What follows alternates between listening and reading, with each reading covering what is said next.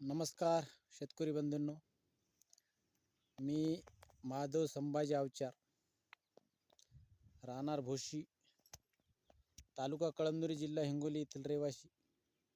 हा माझा 2 एकरचा हळदीचा प्लॉट आहे आणि या हळदीच्या प्लॉटला कमी जास्त 1 महिना 5 दिवस झालेले आहेत. तर हळद लावण्या अगोदर मल्टीप्लायर या औषधाची बीज प्रक्रिया केली होती आणि बीज प्रक्रिया करून हळद लावण्यात आली. तर सांगायचे तात्पर्य एवढं की हळद निघाल्यानं 1 महिन्याची जी हळद पीक असते, निघाल्याच्या नंतर त्याचं पान हा पिवळा असते. पण आपण हे ऑर्गॅनिक प्रोडक्ट वापरल्यामुळं या प्रोडक्टमध्ये एवढी ताकद आहे. तर आपण यावर्षी आपल्याला तर दिसून आली. तर वर्षांच्या अनुभवातून सांगालो तर माझी 1-1.5 एकर हळद असते. तर यावर्षी वर्षांच्या पेक्षा पाऊस खूप कमी आहे आणि पाऊस खूप कमी असून सुद्धा हळद ही 90% जवळपास आज निघालेली आहे.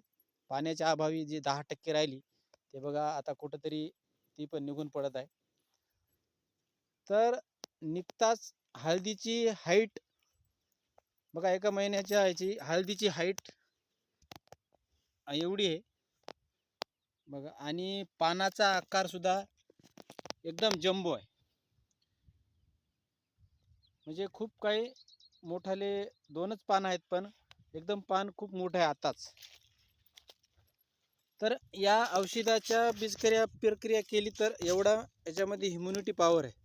तर आपण यांना या हळदीच्या प्लॉटला 8 महिने, आता महिन्याला 1 किलो अशा स्वरूपानं आपण मल्टीप्लायरची ड्रिपद्वारे सोडणार आहोत. तर मला सांगायचं की आपण बीज प्रक्रिया करूनच जर एवढा आपल्याला रिजल्ट येत असेल आणि एवढ्या हळदीमध्ये चकाकीपणा, आता बघा ना, एवढंच तर रोपट आहे, तर याचा पेंदा बघून घ्या किती भारी पेंदा निघालेला आहे आणि त्याच्यामध्ये लसलसपणा पण किती. तर आपण 8 महिने जर महिन्याला 1 किलो हे जर सोडत राहिलं तर आपल्याला हळदीमध्ये अजब गजब हे रिजल्ट पाहायला भेटणार आहेत, हो की नाही. आणि रासायनिक खतापेक्षा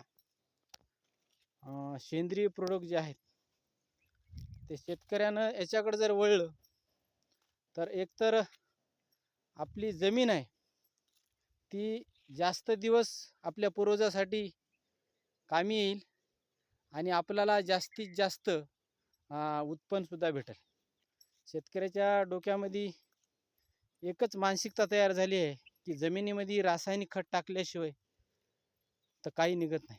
तर बघा ना, आज आपण आज म्हणजे 2 एकर बेण्याला 16 क्विंटल बेण्याला आपण कमी जास्त 2 किलो बीज प्रक्रिया केली. तर त्या 2 किलोचेच आपल्याला एवढे फार रिजल्ट चांगले पाहायला भेटत आहे. तर आजच्या आपण 2 किलोच या औषधावर एवढे म्हणजे आनंदी हो. तर आपल्याला याच्यामध्ये